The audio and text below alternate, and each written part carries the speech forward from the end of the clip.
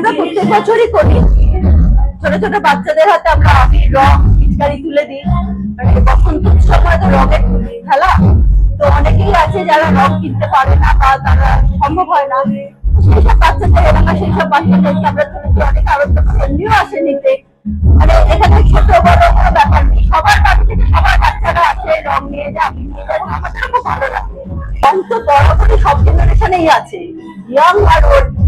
এখন যে জেনারেশনটা এসছে এরা তো বেশিরভাগ মোবাইলেই ব্যস্ত থাকে, তো এদেরকে বলবো সব ছেড়ে বাড়িতে মানে বাইরে বেরিয়ে অ্যাটলিস্ট দোলের দুটো দিন সবাই মিলে আবিরের রঙে রান্না হচ্ছে, এবং শান্তিনিকেতনে যেভাবে হয় সেভাবে না হোক, ছোট করে ওর নিজেদের সংস্কৃতিটাকে ধরে রাখার জন্য।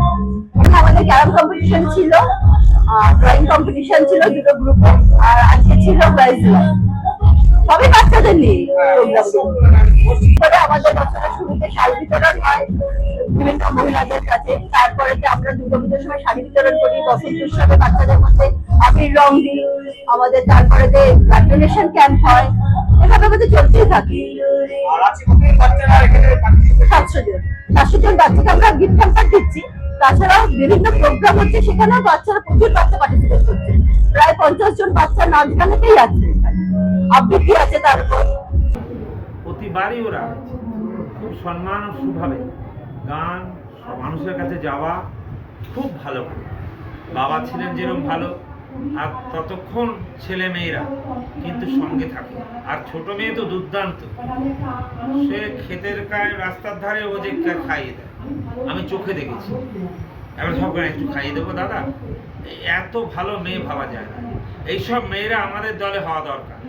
কিছু মনে করিস না, আমি বলছি যে আমাদের আছে তারা, কিন্তু তাদের সামনে আনা হচ্ছে না। সবাই হিরোতে না, ভীষণ ভালো মেয়ে। আমি ওকে এতটুকু থেকে দেখেছি, বাইরে গেছে ও দেখেছে, ও তো আগে দেখেছে এরকম ব্যাপার, কিন্তু ও নিজের থেকে নিজের চিন্তা ভাবনায় সবাইকে সব ভালো। আমি তোকে প্রমাণ দিচ্ছি একটা, আমি যখন যেটা আমাদের লড়াই হচ্ছে, যখন ওই সময় ও একটা গাড়ি কিনে দিয়ে দিচ্ছে যে বসুন্ধা তোমাকে দৌড়াতে হবে না, এই গাড়িটা যাও, খাওয়া দাওয়া ব্যবস্থাপনা খুব ভালো।